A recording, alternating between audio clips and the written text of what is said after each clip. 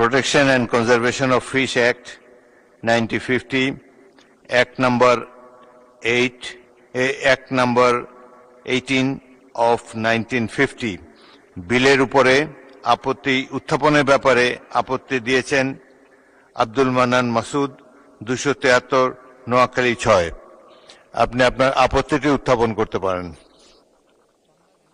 মাননীয় স্পিকার, ধন্যবাদ আপনাকে। আমি উপকূলীয় অঞ্চলের প্রতিনিধি।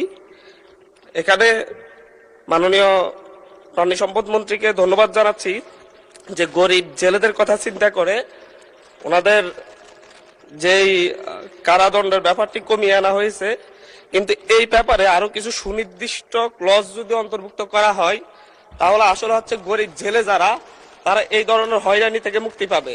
এই আইনের একটা প্রয়োগ রয়েছে। আসলে উপকূলীয় অঞ্চলে কিছু মাছ রয়েছে, যেমন আমরা ছায়া মাছ বলি, প্রায় হাজার হাজার কোটি টাকার এই অর্থনীতি।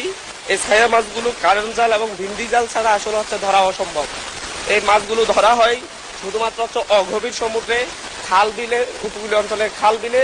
ওই জায়গায় এই জেলেরা যাদের নিজস্ব কোনো নৌকা নেই কিংবা হচ্ছে হাতে কিংবা হচ্ছে কারেন্ট জালে যারা মাছ ধরে, তারা এক বেলা খেতেও তাদের কষ্ট হয়ে যায়।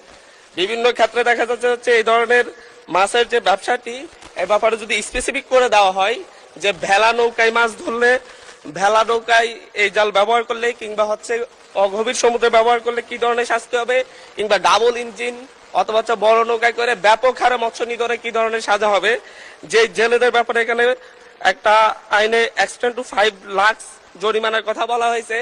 আসলে যাদের উপরে এই আইনটা প্রয়োগ করা হবে তাদের পক্ষে 5,000 টাকা দেওয়া অসম্ভব, এবং দিনে এনে দিনে খাই এই ধরনের ব্যাপার রয়েছে তাদের মধ্যে। পাশাপাশি এই জায়গায় মূলত স্পেসিফিক যদি না করা হয় তাহলে উপকূলীয় অঞ্চলের খাল বিলে মাছ ধরে যে হাজার হাজার মানুষ জীবিকা নির্বাহ করে তাদের উপর নিপীড়নমূলক একটা আইনে পরিণত হবে এটা। ধন্যবাদ মাননীয় স্পিকার।